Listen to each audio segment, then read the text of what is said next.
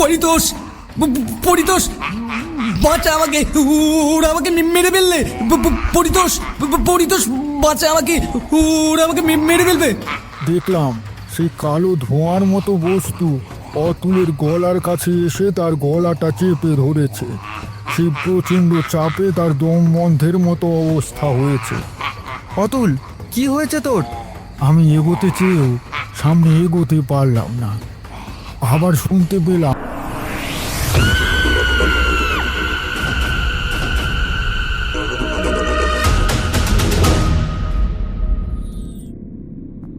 নমস্কার শ্রোতা বন্ধুরা, বাংলা সাহিত্যে জনপ্রিয় সব গল্প নিয়ে আপনাদের সামনে হাজির গল্পের ঝাঁপি। এই চ্যানেলে প্রচারিত প্রতিটি গল্প সম্পূর্ণরূপে কাল্পনিক। এখানে বর্ণিত ঘটনা, চরিত্র এবং পরিস্থিতি লেখকের নিজস্ব কল্পনা থেকে তৈরি। বাস্তব জীবনে কোনো ব্যক্তি, স্থান বা ঘটনার সাথে এর কোনো সম্পর্ক নেই। যদি কোনো ঘটনার সাথে বাস্তবে সাদৃশ্য খুঁজে পাওয়া যায় তবে তা নিতান্তই কাকতালীয়। আমাদের উদ্দেশ্য শুধুমাত্র বিনোদন প্রদান করা। শ্রোতাদের প্রতি অনুরোধ, গল্পগুলো কুসংস্কার মুক্ত হয়ে উপভোগ করুন। আজ আপনাদের জন্য থাকছে লেখক সায়ন রুদ্রের কলমে প্রেতপুরীর বিভীষিকা। শুরু হচ্ছে আজকের গল্প, প্রেতপুরীর বিভীষিকা।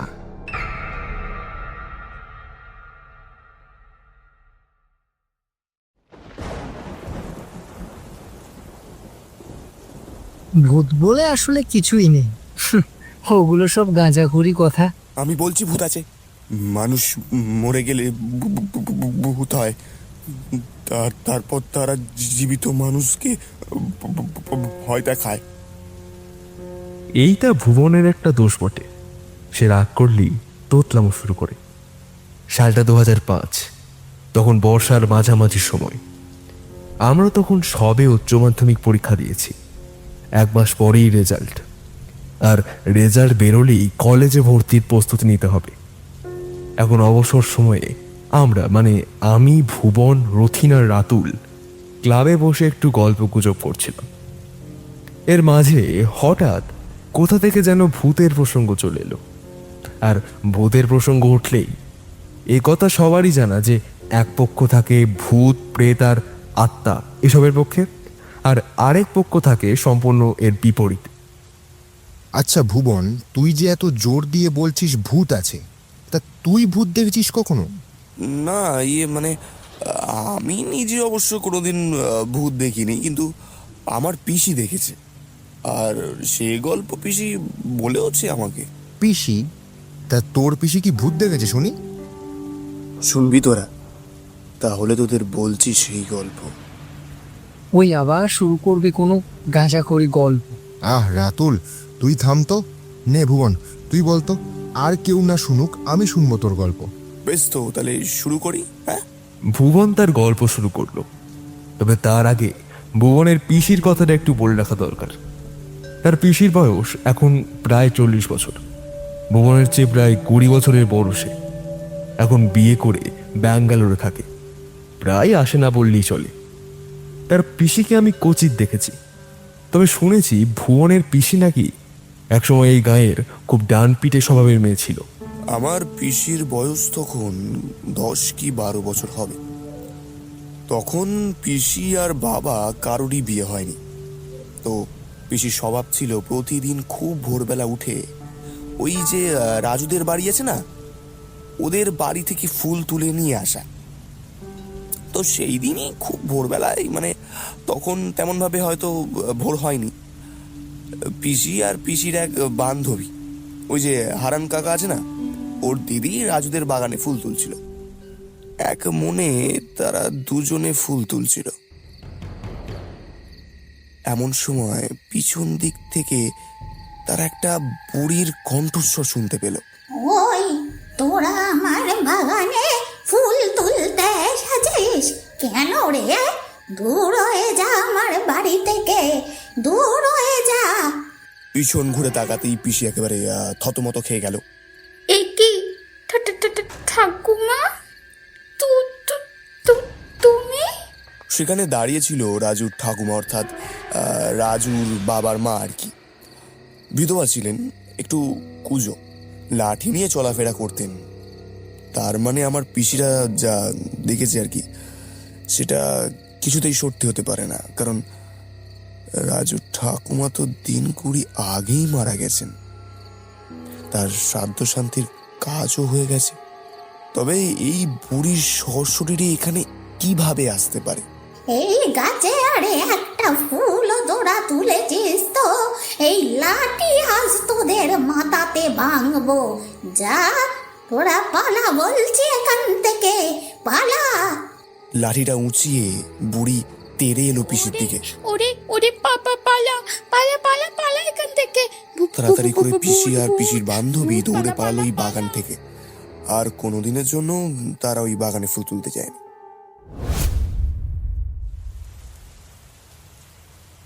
আর এখান থেকেই তুই বিশ্বাস করে নিলি যে এই পৃথিবীতে ভূত একদম চিরসত্য? যত সব ঢপলিং গল্প। দেখ রাতুল, আমি আমার পিসিকে খুব ভালো করে চিনি। মিথ্যে কথা বানিয়ে বলার মতন মানুষ নয় আমার পিসি। তা তোমাদের মধ্যে কি নিয়ে আলোচনা হচ্ছে, একটু আমিও তো শুনি। আরে মাস্টার মশাই যে, আসুন আসুন, ভিতরে আসুন। পেছন থেকে ভারী গলার আওয়াজ শুনে আমি রীতিমতন অবাক হয়ে গেলাম। মাস্টার মশাই মানে পরিতোষ বাবু এসেছেন। আরে মাস্টারমশাই, বসুন না। আপনার শরীর কেমন আছে? হরিদার মুখে শুনলাম আপনি নাকি খুবই অসুস্থ, জ্বর হয়েছে, বিছানা থেকে উঠতেই পারছেন না। তা শরীরটা এখন একটু ঠিক আছে, তাই ভাবলাম ঘরে বসে না থেকে একটু যাই, কোথাও থেকে ঘুরে আসি, আর মনটাও একটু ভালো হয়ে যাবে, আর একটু গল্প গুজবও হবে। তাই ঘুরতে ঘুরতে এই ক্লাবে চলে এলাম। তা তোমরা সকলে ভালো আছো তো? হ্যাঁ মাস্টার মশাই, আমরা সকলেই ভালো আছি। আপনি যে এখন সুস্থ রয়েছেন, ভালো আছেন, এটা শুনেই আমাদের শান্তি। মাস্টার মশাইকে আমি সব কথাটা বললাম। এবার মাস্টার মশাইয়ের পরিচয়টা এই প্রসঙ্গে একটু বলে রাখা দরকার। তিনি আমাদের পাড়ার উচ্চ মাধ্যমিক স্কুলের বাংলার শিক্ষক ছিলেন। 3 বছর হলো রিটায়ার্ড করেছেন। আমরা মানে এ পাড়ার ছেলেরা মোটামুটি সকলেই তার কাছেই টিউশন পড়তাম। তার বাড়িতে একটা ঘর তো একটা আস্ত লাইব্রেরির সমান, এত বই আছে সেই ঘরে। আমরা সকলেই মাস্টার মশাইকে খুব সম্মান করি। মাস্টার মশাইয়ের একমাত্র ছেলে অর্ণব এখন কাজের সূত্রে ব্যাঙ্গালোরে থাকে। এখন তার বাড়িতে শুধু তিনি আর তার বৃদ্ধ চাকর হরি থাকে। মাস্টার মশাইয়ের স্ত্রী সাবিত্রী দেবী গত হয়েছেন প্রায় 10 বছর হলো।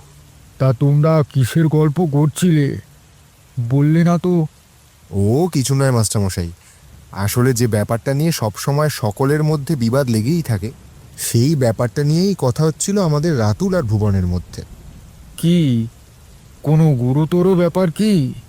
আরে না না মাস্টার মশাই, আমাদের মধ্যে আসলে ভূত আছে কি নেই সেই ব্যাপারটা নিয়ে কথা হচ্ছে, যেটা চিরন্তর হয়ে আসছে। ভূত? কথাটা বলে মাস্টার মশাই হঠাৎ কেমন যেন একটু চুপ করে গেলেন। মাস্টার মশাইকে এরকম চুপ করে থাকতে দেখে আমি বেশ অবাক হয়ে জিজ্ঞেস করলাম, কি হলো মাস্টার মশাই, আপনার কি আবার শরীরটা খারাপ করছে? না, শরীরটা খারাপ করছে না, তবে কিছু বলতে গিয়েও থেমে গেলেন মাস্টার মশাই। তারপর কিছু সেকেন্ড পর বললেন, একটু জল পাওয়া যাবে? হ্যাঁ মাস্টারমশাই, দিচ্ছি। ভুবন, মাস্টারমশাইকে এক্ষুনি 1 গ্লাস জল দে। হ্যাঁ, এক্ষুনি দিচ্ছি। ভুবন তাড়াতাড়ি করে 1 গ্লাস জল নিয়ে এসে মাস্টার মশাইকে দিল। মাস্টার মশাই জলটা খেয়ে গ্লাসটা ভুবনের হাতে দিল। এখন ঠিক লাগছে মাস্টার মশাই? মাস্টার মশাইকে কথাটা বললাম। লক্ষ্য করলাম মাস্টার মশাইয়ের মুখ চোখে কেমন যেন একটু বিষণ্ণতার ছাপ ফুটে উঠেছে। মাস্টার মশাই, শরীর খারাপ লাগলে বলুন, ভুবন গিয়ে না হয় আপনাকে বাড়ি পৌঁছে দিয়ে আসবে। না না, উত্তেজিত হওয়ার বিশেষ কোনো কারণ নেই। হাতের ইশারা করে কথাটা রাতুলকে বললেন মাস্টার মশাই। আসলে সত্যি কথা বলতে আমার শরীর খারাপ হয়নি। অনেকদিন আগেকার পুরনো একটা কথা মনে পড়ে গেল। পুরনো কথা? কি কথা মাস্টার মশাই? মাস্টার মশাইয়ের কথাতে বেশ অবাক হয়ে তাকে বললাম কথাটা। অনেক বছর আগেকার কথা। সেই বছর আমি সবে মাস্টার্স পাস করেছি। প্রায় 40 বছর আগের কথা তো হবেই। তো সেই সময়কার একটা ঘটনার কথা বলছি, যে ঘটনার কথা যতবার মনে হয় ততবার আমার মধ্যে যেন একটু অস্বস্তি হয়। মনের মধ্যে কেমন যেন একটু অপরাধ বোধ জেগে ওঠে। মনে হয় বুঝি আমার জন্যই। কথা শেষ না করে আবার চুপ করে গেলেন মাস্টারমশাই। আমরা সকলেই ওর মুখ চাওয়াচাই করলাম। মাস্টারমশাই খুব ভালো মানুষ বলেই আমাদের কাছে পরিচিত। তিনি জেনে শুনে কোনোদিন কোনো খারাপ কাজ করবে এ কথা যেন আমাদের ভাবনাতেই আসে না। তবে কি এমন অপরাধ করে ফেলেছেন তিনি, যার জন্য তারা আজও আফসোস হয়। বলছিলাম যে মাস্টারমশাই, জানো রথিন, সেই ঘটনার কথা আমি আজ পর্যন্ত কাউকে বলিনি, না আমার বউকে, না আমার ছেলেকে, এমনকি আমার মা বাবার কাছেও এই ঘটনার কথাটা প্রায় লুকিয়েই গেছি বলতে পারো। আমি মাস্টারমশাইকে কিছু একটা বলতেই যাচ্ছিলাম, কিন্তু তার আগে রতিনকে উদ্দেশ্য করে বেশ শান্তভাবে কথাটা বলে উঠলেন মাস্টারমশাই।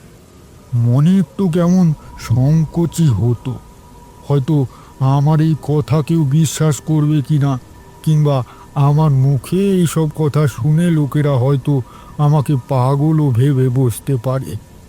তাই আসলে, কিন্তু আজ এত বছর পরে সেই ঘটনার কথা কাউকে বলতে ইচ্ছা করছে। তা তোমরা যদি শুনতে চাও তো তোমাদের বলতে পারি। নিশ্চয়ই শুনবো মাস্টারমশাই। আর আমি আপনাকে কথা দিচ্ছি, আপনি আমাদের যাই বলবেন এখানে আর কেউ বিশ্বাস করুক চাই না করুক, আমি অন্তত বিশ্বাস করব। কারণ আমি জানি আপনি কোনো মিথ্যা গল্প বানিয়ে বলার মানুষ নন। বেশ, বেশ খুশি হই কথাটা বললেন মাস্টারমশাই। তারপর সেই ঘটনার কথা বলতে আরম্ভ করলেন, যা তিনি এর আগে কাউকে বলেননি। আমাদের কি প্রথম এই ঘটনার কথা জানাবেন বলে ঠিক করছেন? তবে আমার কথা শুরু করার আগে তোমাদেরকে একটা ব্যাপার বলে রাখা ভালো। দেখো, তোমাদের মধ্যে অনেকেই আছো যারা ভূত বা সেই সমস্ত অলৌকিক বিষয়ে বিশ্বাস করো, আবার অনেকে বিশ্বাস করো না। সত্যি কথা বলতে গেলে আমারও কোনোদিন কোনো অলৌকিক ব্যাপারে বিশ্বাস ছিল না, যদি না নিজের চোখে সেই দিন সেই ঘটনা না দেখতাম। তার মানে আপনি নিজের চোখে ভূত দেখেছেন? অবাক হয়ে কথাটা বলল রথিন। রথিনের সঙ্গে সঙ্গে আমরাও বেশ অবাক হলাম। ঠিক ভূত কিনা বলতে পারবো না, তবে যা দেখেছি সেটার কথা মনে পড়লে এখনো আমার গা শিউরে ওঠে। কি ভয়ানক সে দৃশ্য! কথাটা বলে মাস্টারমশাই কয়েক মিনিটের জন্য একটু চুপ করলেন, হয়তো সেই দৃশ্যের কথা মনে মনে কল্পনা করে নিলেন। তারপর আবার বলতে শুরু করলেন। তখন মাস্টার্স পাশ করে সবে মেস থেকে বাড়িতে ফিরে এসেছি। চাকরি বাকরির প্রস্তুতি নিচ্ছি। 3 মাস মতন হয়েছে। হঠাৎ করে আমার বাড়িতে একটা চিঠি এলো। পিয়ন এসে দিয়ে গেল। তখনকার দিনে মোবাইল ফোনের অত চল ছিল না, তাই খবরাখবরের আদান প্রদান চিঠিতেই হতো। তা চিঠিটা খুলে দেখলাম আমার বন্ধু অতুলের চিঠি। অতুল আর আমি দুজনে একসাথেই মেসে থাকতাম। খুব ভালো বন্ধুত্বও ছিল আমাদের দুজনের মধ্যে। তো অতুল আমাকে চিঠি লিখে আমার কুশল সংবাদ জানতে চেয়েছে। তার সাথে আমাকে বর্ধমানে তার গ্রামের বাড়িতে যাওয়ার আমন্ত্রণ জানিয়েছে। চিঠিতে লিখেছে, অনেকদিন বন্ধুর সাথে দেখা হয়নি, একবার এলে 2 বন্ধুতে জমিয়ে মজা করা যাবে, আর তার গ্রামের বাড়িতে গেলে আমার বেশ ভালোই লাগবে। অনেকদিন পরে বন্ধুর চিঠি পড়ে আমার মনটা বেশ খুশিতে ভরে উঠল। চিঠিতে করা বন্ধুর অনুরোধ আমি উপেক্ষা করতে পারলাম না। ভাবলাম, যাই না, ঘুরেই আসি কটা দিন অতুলের বাড়ি থেকে। এতে কাছে পিঠের মধ্যে ঘোরাও হয়ে যাবে, আর গ্রামের মাটির গন্ধও অনুভব করা যাবে। এই শহরের যানবাহন কলকারখানার মধ্যে থাকতে থাকতে প্রাণটা হাঁপিয়ে উঠেছে। তাই বন্ধু অতুলকে দিলাম একখানি পত্র লিখে। তারিখটা দিলাম এক সপ্তাহ পরের, অর্থাৎ এক সপ্তাহ পরে আমি যাব অতুলের বাড়িতে। এর মধ্যে অতুল নিশ্চয়ই সেই চিঠিটা পেয়ে যাবে, আর সেই নির্দিষ্ট দিনে পথ চেয়ে বসে থাকবে বন্ধুর অপেক্ষাতে। হয়তো স্টেশনে আমাকে নিতেও চলে আসবে। মূল স্টেশনে নেমে আরও 8 কিলোমিটার ভেতরে অতুলদের বাড়ি। তবে চিঠিটা লিখে সেটা পোস্ট করে দিয়ে আমার মনে একটা অদ্ভুত রকমের চিন্তা এলো। আচ্ছা, এ একটা কাজ করলে কেমন হয়? অতুলকে হঠাৎ একটা সারপ্রাইজ দিলে কেমন হয়? মানে যেদিন অতুলের বাড়ি যাব বলে লিখেছি, ঠিক তার আগের দিন যদি গিয়ে পৌঁছই অতুলের বাড়ি, অর্থাৎ 18 তারিখে যাওয়ার কথা থাকলে আমি যদি 17 তারিখেই চলে যাই, তবে কেমন হয়? অতুল বেশ ভালো রকমই চমকে যাবে। দুষ্টু বুদ্ধিটা মাথায় আসতেই আমার মনে অন্য রকম চিন্তাও খেলে গেল। আচ্ছা, অতুল যদি সেই দিন বাড়িতে না থাকে? অতুল আমাকে বলেছে যে তার মা বাবা খুব ছোটবেলাতেই মারা গেছেন। সে তার বাড়িরই একজন পিসি, মানে তার বাবার অবিবাহিতা বোনের কাছে মানুষ হয়েছে। সেই পিসিই তাকে ছোট থেকে কোলে পিঠে করে মানুষ করেছেন, লেখাপড়া শিখিয়েছেন। শুনেছি 5 বছর আগে তার সেই পিসিও নাকি মারা গেছে। এখন নির্দিষ্ট দিনের আগে তার বাড়িতে গেলে বাড়িতে তার না থাকাটা অস্বাভাবিক কিছু নয়। তাই সে যদি বাড়িতে না থাকে, সেই দিনটা হয়তো আমাকে পথেই কাটাতে হবে। গ্রাম এলাকায় তখন থাকার মতন কোনো হোটেল হয়তো থাকবে না। তবুও নিজের সিদ্ধান্ত থেকে আমি নড়লাম না। একটু রিস্ক নিয়ে দেখাই যাক না কি হয়। অ্যাডভেঞ্চার আমার তখন প্রিয় ছিল, তাই ঠিক করলাম যা মনে করেছি তাই করব। তাই নির্দিষ্ট দিনের একদিন আগেই আমি ট্রেনে উঠে পড়লাম। ট্রেনে প্রায় 4 ঘন্টার পথ ছিল। ট্রেন থেকে নেমে একটা রিক্সা ধরে আমি অতুলদের বাড়ির ঠিকানাটা জানালাম। অতুল আমাকে মেসে থাকতে বলেছিল। তার বাবা ভুবনবাবুর নাম বললে যে কোনো রিক্সাওয়ালা স্টেশন থেকে তাদের বাড়িতে পৌঁছে দেবে। তার বাবার নাম সেই জায়গা নাকি খুব পরিচিত ছিল। সেই মতন রিক্সাওয়ালা আমাকে তাদের বাড়িতে পৌঁছে দিল। অতুলদের বাড়ির দরজা ভেতর থেকে বন্ধ দেখে আমি মনে মনে একটু খুশি হলাম। অতুল বাড়িতেই আছে। বাইরে থেকে দরজায় ধাক্কা দিলাম। অতুল, এই অতুল, দরজা খোল। কে? এ কি পরিতোষ, তুই? আমাকে দেখে রীতিমতন অবাক হয়ে গেল অতুল। তোর তো কালকে আসার কথা ছিল না? হ্যাঁ, কালকেই অবশ্য আসার কথা ছিল, তবে ভাবলাম একদিন আগেই চলে যাই বন্ধুর বাড়িতে, সারপ্রাইজ দেওয়া হয়ে যাবে। কিরে, বাইরেই দাঁড় করিয়ে রাখবি নাকি? একদিন আগে এসেছি বলে কি আমাকে ঘরে ঢুকতেও বলবি না? আরে না না, এইসব কি বলছিস তুই? আয় আয়, ভিতরে আয়। দে তোর ব্যাগটা আমাকে দে। আমি ঘরের ভেতরে ঢুকে পড়লাম। অতুল বাড়িতে একা থাকলেও তার ঘরটা বেশ সাজানো গোছানো। সে নিজে যে বেশ পরিষ্কার পরিচ্ছন্ন সেটা অবশ্য আমি জানতাম। নে তুই সোফাতে বস, আমি তোর জন্য শরবত করে নিয়ে আসছি। কি কাণ্ড বলতো, তুই যে আজ আসবি আমি আগে জানতে পারলে তোর জন্য গাড়ি নিয়ে স্টেশনে আনতে যেতাম। সত্যি তোর এই খামখেয়ালি স্বভাবটা আর গেল না। অতুল আমাকে লেবুর শরবত নিয়ে এসে দিল। এই গরমের দিনে লেবুর শরবত খেয়ে মনটা জুড়িয়ে গেল। নে এবার তুই স্নান সেরে নে, আমি তোর জন্য রান্না বসিয়ে দিই। বলছি আজ আমাদের নিরামিষ, অমাবস্যা তো। তোর নিরামিষ খেতে কোনো অসুবিধে নেই তো? না না অতুল, তোর এই ব্যাপারে চিন্তা করার কোনো প্রয়োজন নেই। তুই যা রান্না করবি আমি সেটাই খাবো। অতুলকে বললাম কথাটা। এবার নিজের ছেলে মানুষের জন্য নিজেরই একটু লজ্জাবোধ হতে লাগলো। সত্যি না জানিয়ে আসাতে অতুলকে বেশ একটু অসুবিধাতেই পড়তে হলো। এখন আবার ওকে আমার জন্য রান্না করতে হবে। অতুল আমাকে বাথরুম দেখিয়ে দিয়ে রান্নাঘরে চলে গেল। আমিও আর কোনো কথা না বলে বাথরুমে চলে গেলাম। আজ একটু কষ্ট করে খেয়ে নে, কাল কথা দিচ্ছি আমাদের বাজার থেকে কচি পাঁঠার মাংস এনে তোকে খাওয়াবো। আমাদের বাজারের মদন পাঠান দোকানের মাংস খেলে তোর চিরকাল মুখে লেগে থাকবে। খাবার পরিবেশন করতে করতে কথাটা বলল অতুল। যৎসামান্যই আয়োজন, সাদা ভাত, খাঁটি গাওয়া ঘি, মুগের ডাল, কুচো আলু ভাজা আর বাঁধাকপির তরকারি। তবে অতুলের হাতের রান্না খুব ভালো। না না, এই বেশ ঠিক আছে।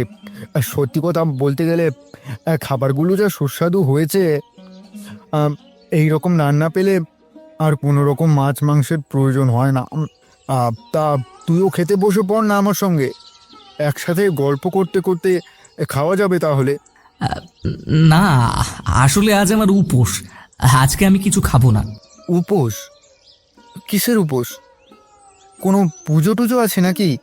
অতুলরা যে ব্রাহ্মণ আর তার বাবা যে একজন পুরোহিত ছিলেন সেটা আমি জানতাম, কিন্তু আমি যতদূর জানি সে এসব পূজা অর্চনার দিকে যায়নি। তবে আজ তার কিসের উপোস? অবশ্য পুরোহিতের ছেলে যে একসময় পুরোহিত হবে এতে অবাক হওয়ার কিছু নেই। না, ঠিক পুজো নয়। আসলে তোকে পরে বলবো সব কথা। আজ এই অমাবস্যার দিনে আসলে বিশেষ একটা কাজ করতে হয়। নে, এখন খেয়ে দিয়ে তুই একটু রেস্ট নে। আর হ্যাঁ, আমি এখন একটু রান্নাঘরে যাব, রান্না করতে হবে। তুই ঘরে গিয়ে একটুখানি ঘুমিয়ে নে, বিকেলবেলা আবার তোর সাথে গল্প করা যাবে। রান্না? এখন আবার কার জন্য রান্না করবি? আমার তো খাওয়া হয়ে গেছে। তোর জন্য নয়, অন্য কারোর জন্য। অতুলের কথাটা শুনে আমার কেমন যেন একটু অবাকই লাগলো। রান্নাঘরে বসে ঠিক দুপুরবেলা সারাদিন উপোস থাকা অবস্থাতে দরজা বন্ধ করে নির্জনে তাদের জন্য রান্না করতে হয়। তারপর রান্না হয়ে গেলে সেই ঘর থেকে বেরিয়ে এসে ঘরে তালা দিয়ে দিতে হয়। তাদের খাবার যে ঘরে থাকে সে ঘরে আর কারো ঢোকার অনুমতি থাকে না। তারপর মধ্যরাতে 12টার পর সেই খাবার নিয়ে দিয়ে আসতে হয় তাদেরকে। তারা কেউ কারো বাড়িতে যায় না। অতুল, এসব তুই কি বলছিস? অতুল এতক্ষণ যেন কেমন ঘোরের মধ্যে কথা বলছিল।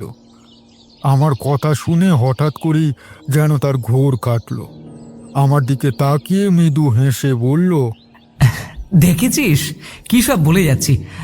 আচ্ছা, তুই এখন রেস্ট নে, আমি রান্নাটা সেরে ফেলি। সূর্যাস্ত হয়ে গেলে তখন আর রান্নাঘরে থাকা যাবে না। তার আগেই রান্না সেরে ফেলার নিয়ম আছে। আমি উঠলাম। হ্যাঁ। কথাটা বলে অতুল উঠে দাঁড়ালো। সোজা রান্নাঘরে গিয়ে রান্নাঘরের দরজা বন্ধ করে দিল। আমি অতুলের ব্যাপার স্যাপার দেখে বেশ একটু তাজ্জবই বনে গেলাম। এতদিন পর বন্ধুর বাড়িতে এসেছি, সেই তো আমাকে আসতে বলেছে।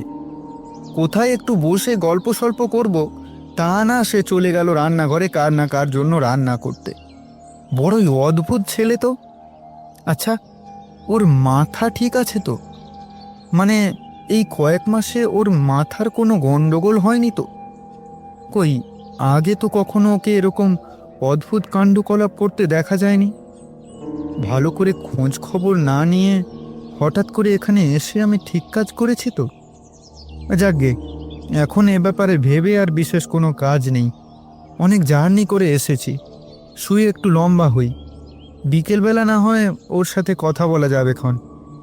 যদি দেখি ওর মতিগতি তেমন ঠিক নয়, তবে আজকের দিনটা কাটিয়ে কালই না হয় আবার বাড়ির পথে প্রস্থান করব।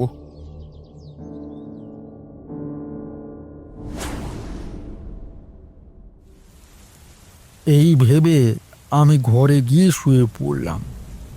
এমনিতে আমি ক্লান্তই ছিলাম। শুয়ে পড়তেই ঘুমে চোখ জুড়িয়ে গেল। আচ্ছা মাস্টার মশাই, আপনার বন্ধু অতুল বাবু আসলে কার জন্য রান্না করছিলেন? আর আপনি যে বললেন ভূতের গল্প বলবেন, কই তেমন কিছুর উল্লেখ তো গল্পের মধ্যে পাচ্ছি না।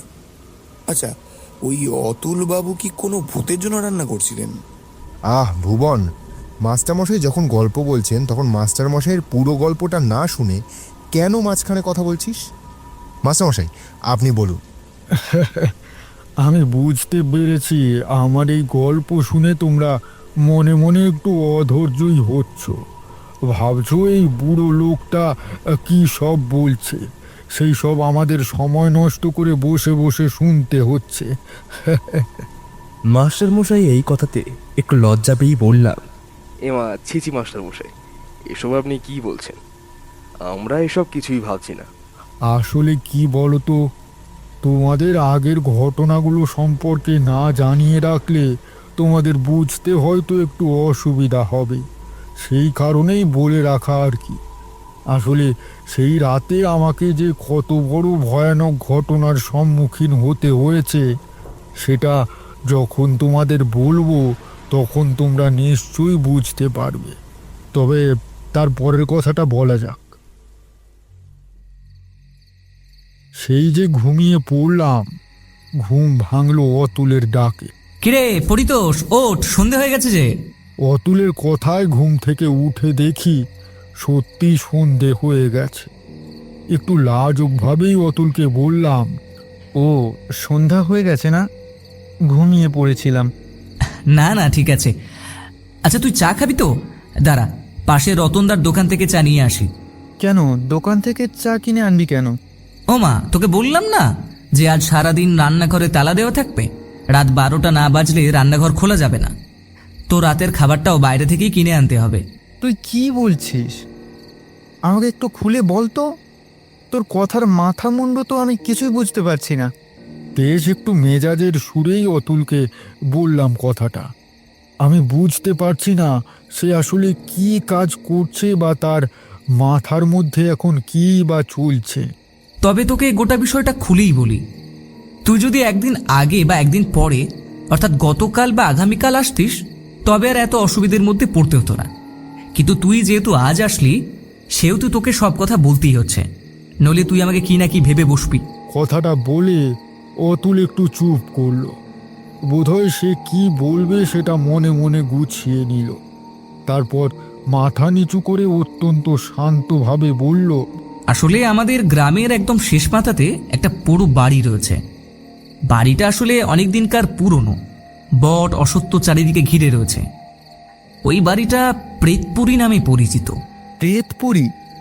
অতুলের মুখে পেতপুরি কথাটা শুনে আমি বেশ অবাক হয়ে গেলাম। স্বাভাবিকভাবেই আমার প্রথমেই মাথায় আসলো শরদিন্দু বাবুর লেখা সেই প্রেতপুরি কাহিনীটির কথা। তবে কি শরদিন্দু বাবুর সৃষ্ট বরদা চরিত্রের মতনই কোনো অদ্ভুত রকমের অভিজ্ঞতার গল্প শোনাতে চলেছে অতুল? কিন্তু আমি যে কখনোই ভূত প্রেতে বিশ্বাস করতাম না সেটা তো অতুল ভালো করেই জানি। হ্যাঁ, প্রেতপুরী নামটা শুনেই হয়তো তুই ভালোভাবেই বুঝতে পারছিস যে আমি আসলে কিসের কথা বলছি। আসলে আমাদের গাঁয়ে একটা প্রচলিত ধারণা আছে, গ্রামের যারা বৃদ্ধ মানুষ মারা যান, তারা মারা যাওয়ার পর তাদের সেই অতৃপ্ত আত্মারা সেই বাড়িতে গিয়ে আশ্রয় নেন। সেখানেই তারা নিশ্চিন্তে বসবাস করেন। বাড়িটা যে আসলে কাদের বা সেই বাড়ির লোকেরা যে ওই বাড়ি ছেড়ে কোথায় গেলেন সে সম্বন্ধে নানা জনের নানা মত রয়েছে। সেসব বলতে শুরু করলে হয়তো 2-3টে গল্প হয়ে যাবে। আপাতত তোকে এটা বলে রাখি যে সেই প্রেতপুরীতে এখন তেনারা বসবাস করেন, আর তারা সংখ্যায় 1জন বা 2জন নয়, অনেক অনেক অশ্বশরী আত্মাদের বাস ওখানে। অতুল থাম, এসব তুই কি কথা শুরু করলি বলতো? তুই তো ভালো করেই জানিস আমার এসবে তেমন বিশ্বাস নেই। অতুলকে একটু হালকা ধমকের সুরেই বললাম কথাটা। আমার কথা শুনে অতুল একটু মৃদু হাসল, তারপর অনুরূপ শান্তভাবেই বলল, সে আমি জানি পরিতোষ, কলেজের মেশে থাকতে তুই বন্ধুদের সাথে বাজি রেখে দূরের শ্মশানে একা একা এক রাত কাটিয়েছিলিস, সেটাও আমি জানি। তাই তো প্রথমে তোকে কিছু বলতে চাইনি। ঠিক আছে, আমি শুনছি, বল। অতুল একটু অসন্তুষ্ট হয়েছে বুঝতে পেরে তাকে খুশি করার জন্যই বললাম কথাটা। বন্ধুর বাড়িতে বেড়াতে এসেছি, একটু গল্প গুজব করে 1-2 দিন পরে চলে যাব। কি দরকার শুধু শুধু বাঘ বিতণ্ডায় জড়ানো। তা তোর ওই বাড়ির সাথে আজকের এই ঘটনার সম্পর্ক কি? আসলে এই গ্রামে একটা প্রচলিত নিয়ম রয়েছে, অমাবস্যার রাতে ওই প্রেতপুরীর পেতাত্তারা মানে যারা আসলে মারা গিয়েছে তারা ক্ষুধার্ত থাকে। তাদের রাত 12টার পরে ঘরে রান্না করা খাবার গিয়ে দিয়ে আসতে হয়। আর এই রান্না শুরু করতে হয় ঠিক দুপুরবেলায়, আর সূর্যাস্তের আগে সমস্ত রান্না সেরে পরিষ্কারভাবে ঢাকা দিয়ে যে ঘরে রাখা হবে সেই ঘরে আর কারো ঢোকা যাবে না। তারপর রাত 12টার পরে মোটামুটি আধ ঘন্টার মধ্যে সে খাবার সযত্নে রেখে আসতে হয় সেই প্রেতপুরীতে। সে খাবার প্রেতেরা এসে খেয়ে যায়। প্রেতেরা সব খাবার খেয়ে সন্তুষ্ট হয়ে চলে যাওয়ার পরই তারপর সেই স্থান পরিত্যাগ করতে হয়। এই নিয়মের অন্যতা হলে সেই প্রেতেরা ভয়ানক রেগে যায়। তখন এই গ্রামে ঘটে যায় মহা অঘটন। প্রেতেরা প্রতি রাতেই অত্যাচার শুরু করবে এই গ্রামে। প্রতি রাতেই একজনের মৃত্যু ঘটবে সেই প্রেতেদের হাতে। বাহ অতুল, তুই তো ভালো গল্প বলতে পারিস। সত্যি কথা বলছি, আমি যদি সিনেমার ডিরেক্টর হতাম তবে তোর এই গ্রামের প্রেতপুরীর কাহিনী নিয়ে একটা ভালো ভয়ের সিনেমা বানাতাম। আর সিনেমার নাম দিতাম প্রেতপুরীর বিভীষিকা। তুই ঠাট্টা করছিস? আমি জানি তুই এতক্ষণ ধরে আমার বলা কোনো কথাই বিশ্বাস করিসনি, কিন্তু বিশ্বাস না হলেও আমাদের গ্রামে প্রতি অমাবস্যার রাতে এই ঘটনাই ঘটে থাকে। প্রেতপুরীর প্রেতেদের খাবার দিয়ে তুষ্ট করতে হয় এই গ্রামে। আরে না না, ঠাট্টা করছি না। এক এক জায়গায় এক এক নিয়ম, তা তো থেকেই থাকে। তা আমাকে একটা কথা বলতো, প্রেতেদের এই খাবার দেওয়ার নিয়ম এটা কি শুধু তোকেই করতে হয়? মানে তুই ব্রাহ্মণ বলে সেরকম কোনো ব্যাপার নাকি? আরে না না, সেরকম কোনো ব্যাপার নয়। আসলে প্রতি অমাবস্যা রাতে এই দায়িত্ব গ্রামের যে কোনো একটি ঘরের যিনি পুরুষ সদস্য তিনিই পালন করে আসেন।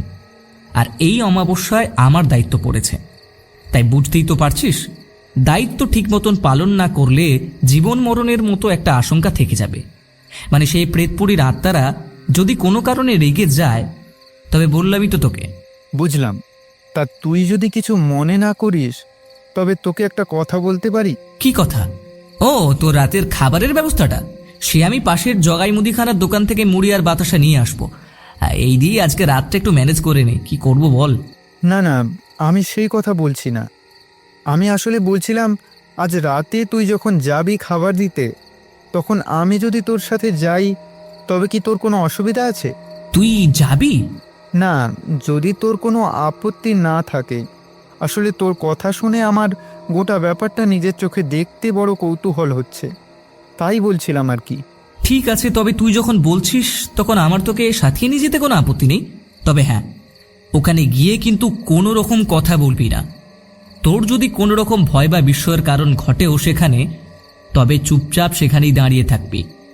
একদম তাদের সামনে যাওয়ার চেষ্টা করবি না। তারা খাবার সময় কোনো রকম বিরক্ত পছন্দ করেন না। জো হুকুম সর্দার, আপনি যেমনটা বলবেন তেমনটাই হবে। আমি সেখানে আপনার আজ্ঞাবহ দাস হয়েই থাকবো। ঠিক আছে বাবা, এখন তোর ইয়ার্কি থামা। এখন চল একটু তাস খেলে নি। তোর মনে আছে আমরা ইউনিভার্সিটিতে পড়ার সময়? তুই বন্ধু মিলে ইয়ার্কি ঠাট্টাতে মেতে উঠলাম। এভাবে বিকেল পেরিয়ে সন্ধে পেরিয়ে রাত হয়ে গেল। অতুল পাশের মুদিখানার দোকান থেকে মুড়ি নিয়ে এসেছিল, আমি সেটাই খেয়ে নিলাম। এরপর রাত যখন 12টা বাজলো, রান্নাঘরের তালা খুলে ভেতরে ঢুকলো অতুল। ভেতরে কলা পাতাতে খাবার চাপা দেওয়া আছে, সেটা হাতে তুলে নিল অতুল। চল পরিতোষ, আমরা যাই। তুই তো ঘরে তালা দিয়ে যাবি, ততক্ষণ খাবারটা না হয় আমার হাতে দে। তুই নিবি? আচ্ছা ধর। অতুল আমার হাতে সেই কলা পাতাটা ধরিয়ে দিল। আমি কলা পাতাটা একটু উঁচু করে ভেতরে কি খাবার আছে সেটা দেখতে চাইলাম, আর তখনই অতুল আমাকে বারণ করে উঠল। পরিতোষ, ওটা করিস না। এই সময়ে ওনারা যতক্ষণ খাবারটা না খান ততক্ষণ তাদের খাবার দেখতে নেই বা খাবারের গন্ধ শুকতে নেই। ও সরি, ভুল হয়ে গেছে। আমি তাড়াতাড়ি করে কলা পাতাটা আবার চাপা দিয়ে দিলাম। ঘরে তালা দিল অতুল, তারপর রাস্তায় নেমে হাঁটতে শুরু করলো। আয় আমার সাথে, সাবধানে আসবি, চারিদিকে কিন্তু ভীষণ অন্ধকার। অতুলের পেছন পেছন সেই ঢাকা দেওয়া খাবার হাতে চলতে লাগলাম আমি। বুঝলি পরিতোষ, টর্চটা সাথে আনলে খুব ভালো করতাম। এই গ্রামের রাস্তা আমার তো খুব ভালো করেই চেনা, তাই আমার চলতে কোনো অসুবিধে হচ্ছে না। কিন্তু তুই তো আর পথঘাট ভালো মতন চিনিস না, তাই তোর একটু অসুবিধা হবে। গ্রামের পথ খানাখন্দ থাকতে পারে। না না, আমার কোনো অসুবিধা হচ্ছে না।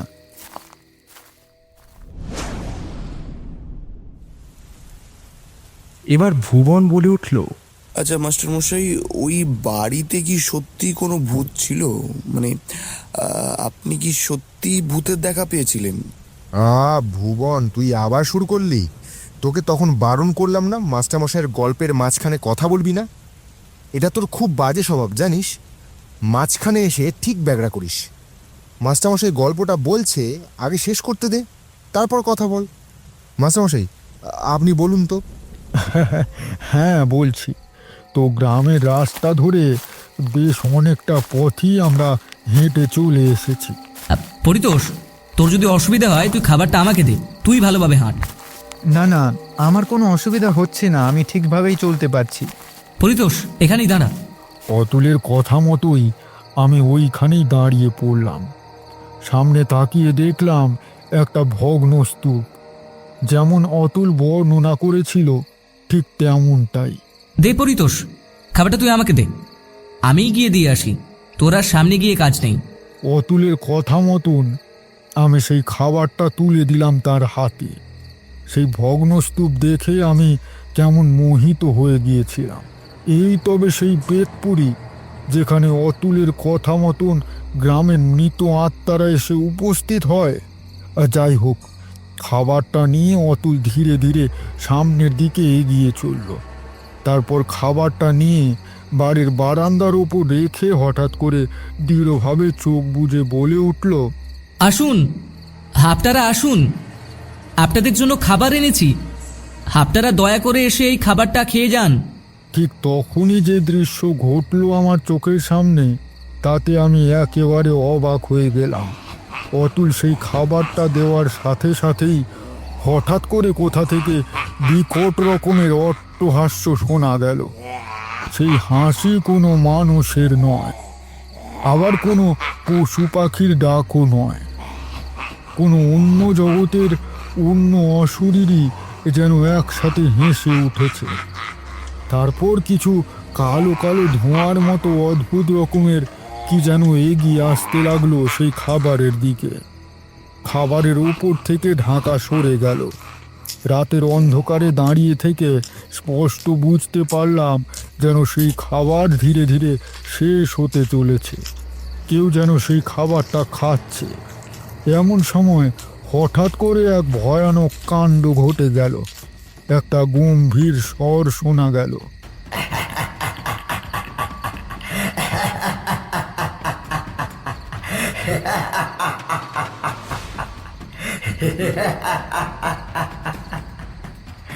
আমাদের সাথে চালাকি, দাঁড়া তোর মজা দেখাচ্ছি। কেমন একটা গোঙানির শব্দ শোনা গেল, আর শুনতে পেলাম অতুলের আর্তনাদ। পরিতোষ, পরিতোষ বাঁচা আমাকে, ওরা আমাকে মেরে ফেললে।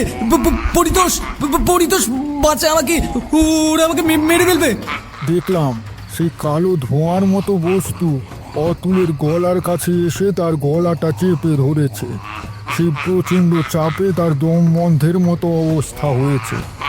অতুল, কি হয়েছে তোর? আমি এগোতে চেয়েও সামনে এগোতে পারলাম না। আবার শুনতে পেলাম সেই গম্ভীর গলার স্বর। শেষ করে দেবো তোকে, ছাড়বো না, ছাড়বো না তোকে।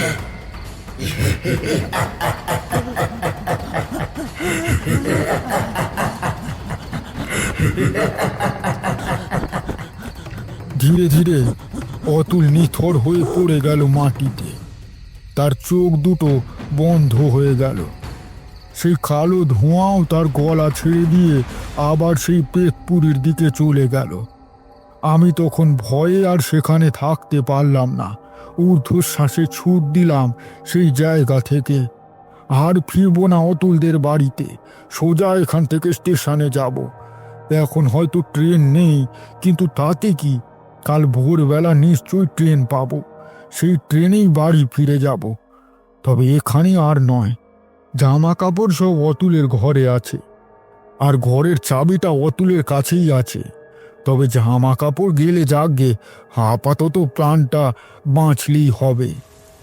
বলা তো যায় না, সেই পেতপুরের ভয়ানক আত্মারা যদি হঠাৎ আমার দিকেই ধেয়ে আসে, তবে আমারও তো অতুলের মতো অবস্থা হতে পারে। যেভাবে অতুল এখন মৃত অবস্থাতে পড়ে রয়েছে, সেভাবে ওরা আমাকেও। কথাগুলো বলে মাস্টারমশাই একটু চুপ করলেন। আমি বললাম, আচ্ছা মাস্টারমশাই, একটা ব্যাপার আমি বুঝতে পারছি না, ওরা আপনার বন্ধু অতুলকে মারলো কেন? সে তো পরম নিষ্ঠার সাথেই খাবার দিয়েছিল তাদেরকে। হ্যাঁ মাস্টারমশাই, এই প্রশ্নটা কিন্তু আমারও ছিল। আমার কথায় সায় দিয়ে বলে উঠল রথিন, এই গোটা ব্যাপারটার জন্য আমি দায়ী। তোমাদের তো আগেই বলেছিলাম সে কথাটা। আপনি? ভুবনের সঙ্গে সঙ্গে আমরাও বেশ অবাক হয়ে উঠলাম মাস্টারমশাইয়ের কথা শুনে। হ্যাঁ আমি। তোমাদের হয়তো মনে আছে, অতুল আমার হাতে ওই খাবারের থালাটা দেওয়ার পর আমি সেই কলা পাতা সরিয়ে উকি দিয়ে সেই খাবারটা দেখতে গিয়েছিলাম। হ্যাঁ, আপনি বলেছিলেন তো সেই কথা, কিন্তু তাতে কি? তার জন্যই কি ওই আত্মা মেরে ফেললো অতুল বাবুকে? না, আসলে তার জন্য নয়। আসলে তখন আমার পকেটে ছিল একটা ছোট লবণের কৌটো। অতুলের ঘর থেকে হাত সাফাই করেই বলতে পারো নিজের পকেটে ভরেছিলাম। সেই খাবারটা যখন আমার কাছে ছিল, তখন তার মধ্যে একটু বেশি পরিমাণেই লবণ ঢেলে দিয়েছিলাম। খাবারটা বিস্বাদ করে দিয়েছিলাম। আপনি? কিন্তু কেন? আসলে আমি দেখতে চেয়েছিলাম যে সত্যি সত্যি সেই বাড়িতে কোনো আত্মারা থাকে কি না, তারা কি সত্যি এসে সেই খাবার খেয়ে যায়। কিন্তু আমি বুঝতে পারিনি শুধুমাত্র আমার একটা ভুলের কারণে এত বড় একটা ঘটনা ঘটবে। অতুলকে তার প্রাণটা খোয়াতে হবে। খেয়াল করলাম কথা বলতে বলতে মাস্টারমশাইয়ের চোখ দুটো জলে ভিজে এলো। কিন্তু মাস্টারমশাই, আর কোনো কথা নয়, আমি উঠলাম তাহলে। কথাটা বলে মাস্টারমশাই উঠে দাঁড়িয়ে পাশে থাকা ছাতাটা হাতে তুলে নিলেন। এ কি মাস্টারমশাই, আপনি এক্ষুনি চলে যাচ্ছেন? বৃষ্টি না হয় একটু ধরুক। না বাবা, আমাকে যেতে হবে। বাড়িতে হরি একা আছে। আমার দেরি হচ্ছে দেখে ও আবার চিন্তা করবে। আমার আসলে শরীরটা অসুস্থ, তো পুরোপুরি সেরে উঠতে তো এখনো পারিনি। আর জানোই তো হরি আমাকে কতটা ভালোবাসে। কথাটা বলে আমাদের কিছু বলে ওঠার আগেই মাস্টারমশাই ছাতা খুলে ক্লাব থেকে বাইরে বেরিয়ে গেলেন। আমি বললাম, আচ্ছা রতিন, তোর কি মনে হয় মাস্টারমশাই যে ঘটনা বললেন সবটাই কি সত্যি? তার জীবনে সত্যি কি এমন ঘটনা ঘটেছে? আরে ছাড় তো, আমাদের সরল ভেবে মাস্টারমশাই একটু গাল গল্প শুনিয়ে গেল। যদি তেমনই হতো, ওই যে মাস্টারমশাইয়ের বন্ধু অতুল না কি যেন নাম, সে বলেছিল যে তাদের যদি খাবারে কোনো গন্ডগোল হয় তাহলে গ্রামের সকলকে তারা শেষ করে দেবে। কই, তেমন কিছুর কথা তো মাস্টারমশাই বললেন না। আর খাবারে নুন তো মাস্টারমশাই মিশিয়েছিল, তবে তারা অতুলকে মারলো কেন? কিন্তু রথিন, তুই তো বলেছিলিস যে তুই মাস্টারমশাইয়ের কথা বিশ্বাস করিস, আর তুই এখন উল্টো গান গাইছিস। আরে ধুস, সে তো আমি মাস্টারমশাইয়ের মন রাখার জন্য। এমন সময় হঠাৎ করেই আমার মোবাইলে রিংটোনটা বেজে উঠল। এ কি, হরিদা আবার ফোন করছে কেন? হরিদা? এই ফোনটা রিসিভ করতো, দেখ তো কি বলছে। হয়তো মাস্টারমশাই ফিরতে দেরি হচ্ছে বলে। আমি হরিদার ফোনটা রিসিভ করলাম। আমার ফোনটা রিসিভ করতেই হরিদার কান্না ভেজা কণ্ঠস্বর শুনতে পেলাম।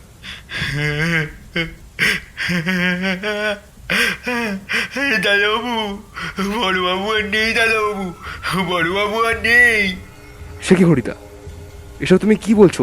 এই মাত্রই তো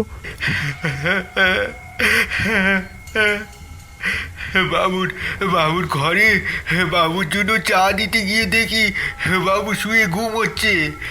বাবুকে 2-3 বার ডাকলাম, কিন্তু বাবু উঠলো না। আমার কথা না শুনেই হরিদা নিজের মতনই বলতে লাগলো,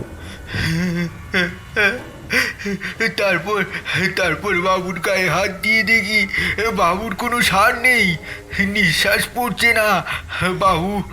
বাবু আর নেই। দাদাবাবু, আপনারা তাড়াতাড়ি চলে আসুন।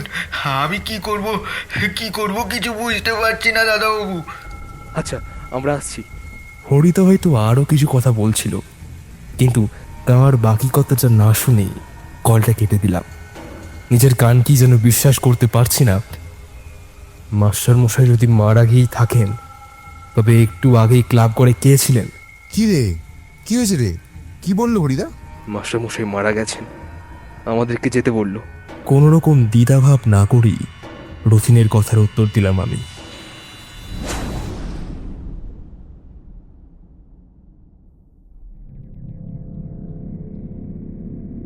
আজকের গল্পটি কেমন লাগলো অবশ্যই কমেন্ট করে জানাবেন এবং আমাদের চ্যানেলটি সাবস্ক্রাইব করতে ভুলবেন না। আজকের গল্পের সূত্রধর আমি সূর্য, গল্প পাঠে দিগন্ত, বিভিন্ন চরিত্রে সুপ্রিয়, সুমিত, সৌভিক, ঋতদীপ, শ্রেয়সী ও সূর্য, আবহে কৃষ্ণ, পোস্টার ডিজাইনে পিয়ালি, পরিচালনায় এস প্রোডাকশন। তাহলে দেখা হচ্ছে আবার অন্য কোনো গল্পে। ততক্ষণ সবাই ভালো থাকুন, সুস্থ থাকুন।